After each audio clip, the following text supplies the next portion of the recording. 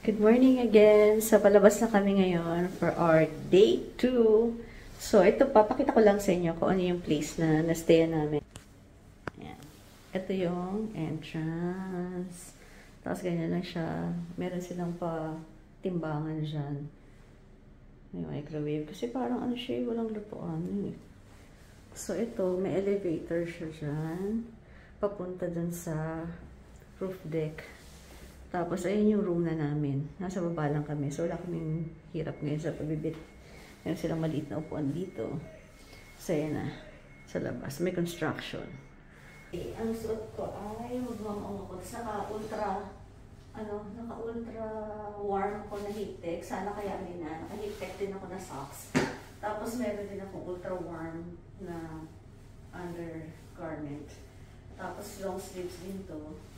Tapos ito ay, yan. Right naman. Sana kaya nila yung ginawa. Dito yung street namin. Ito, neighborhood.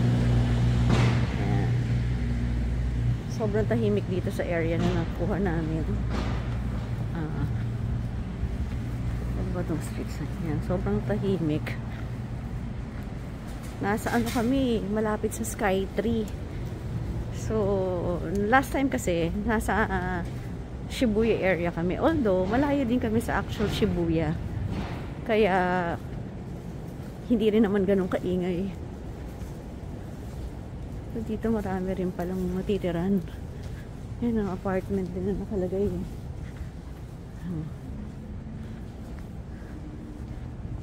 Ang tahimik dito. Pag dito ka nagstay. Yan. So ngayon naglalakad kami papuntang I think sa Sky Tree Station. May nadaanan kaming pepper lunch since almost lunch na rin. So kumain na lang din muna kami. Nakakaliw lang tong staff na nag-serve sa amin. Siya na rin yung nag-mix ng food pagka-serve niya. Tapos tinan nyo guys, sobrang init. Perfect talaga kasi sobrang lamig din sa labas. Kaya kahit hindi ramen, 'di ba? Okay na rin kasi ang init ng food eh. Ang sarap. Pero may napansin lang ako dito sa wall nila. Ang ganda kasi ng wall eh. Pero pansinin nyo lang guys, no? Yung mga pinakita is yung mga iconic spots ng mga countries. 'Di ba? Ayan o. Pero pansinin nyo guys sa Philippines. Saging, bakit kaya? Sa Thailand, yung reclining Buddha. Sa Taiwan, yun yung Dragon Tiger Pagoda. Tapos, ayun yung ruins nung sa Macau. Tapos sa Japan, Sky Tree. Pero sa atin, saging. Tapos na kami kumain, guys. Naglalakad kami ngayon papunta sa Shinjuku Gyoen National Gardens. Ang ganda, guys. Ang ganda dito. Oh, ang yellow-yellow pa. Kaya lang iba medyo nalagas na rin. Pero siguro kung mga mid-November, baka mas ma-yellow pa to, so mas maganda pa. Kasi ngayon, medyo dami nang nalagas. Pero ang ganda pa rin, di ba guys? Ganda-ganda tayo kasi wala tayo niyan eh. Ang ganda. Ayan na siya sa sahigo, yung iba. Ayan o. Naglaglagan na. Sayang, hindi natin inabot. Ang ganda. Pero dito tayo maglalakad daw sa side na to. Ayan. Eto na tayo sa gate ng Shinjuku Gyoen National Garden. Gate pa lang ganda na. So, eto yung price. Kung interested kayo pumunta next time. Ayan o, ang dami ng mga puno. Ang unti na ng dahon. Kaya, so siguro sa timeline, check nyo lang din yung temperature for that year. Pero normally, pag mga ganyang mid-November siguro, mas maganda talaga. Kasi ito, ano na to eh, first week na ng December. So, mga mid-November siguro, marami pang dahon yan. So, kung autumn colors yung gusto mo talaga, I think mas maganda kung mga mid-November. Yan. Ang ganda pa rin naman eh, 'di ba? So, you can just imagine, mas maganda yan kapag mid-November. 'Di ba? Ang ganda oh, may lake pa. Parang ang serene, 'di ba? Oh, close up, ano itsura niya? Ba't ganyan ang kulay? Ang ganda. Paulit-ulit. Ang ganda. Ang ganda kasi talaga, guys. kahit mga siguro late October, maganda rin dito.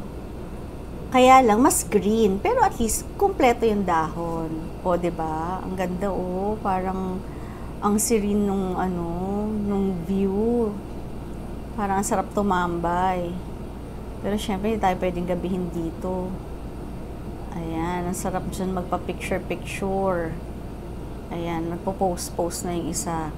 So, syempre ako din. Ayan na. Picture na tayo. Ayan, lakad-lakad ulit. Ayan, picture ulit. Ayan yung close-up ng dahon. Kapag green pa, tapos medyo nagba-brown na. Ito, ayan, mas orange na siya. Malapit na yung mahulog. So, pinapakita ko lang yung close-up kasi wala tayo niyan sa pagkaalam ko pero pag malayo, ang ganda-ganda niya, 'di ba? Yan yung mga dahon nun. 'di ba? Ganyan siya,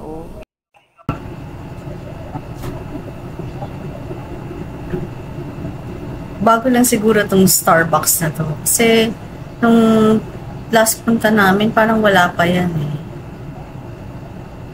Ang ganda dito. Ayan ang lawak nito.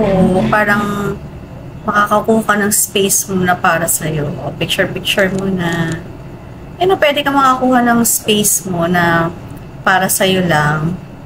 Ayan ayan zinom ko. Di ba may mga nagre-relax. Parang ang sarap tumambay dito. Tapos magre-relax ka lang. Magkakwentuhan kayong barkada. Ayan. Sorry, napapabilis yung pag-video ko. Napabilis. Ayan. Inabot na kami ng hapon. Kasi ang sarap na mag-relax. Upo-upo lang kami. It's picture-picture. Keep all your game. Highs and lows, highs and lows. It's all the same. Highs and lows, highs and lows. Keep all your game. Highs and lows, highs and lows. It's all the same. Highs and lows, highs and lows.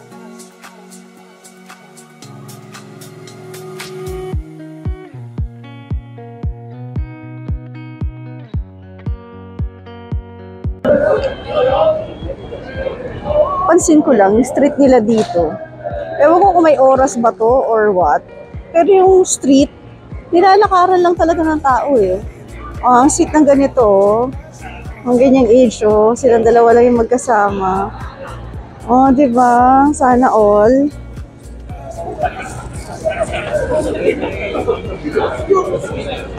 Lakad-lakad lang tayo.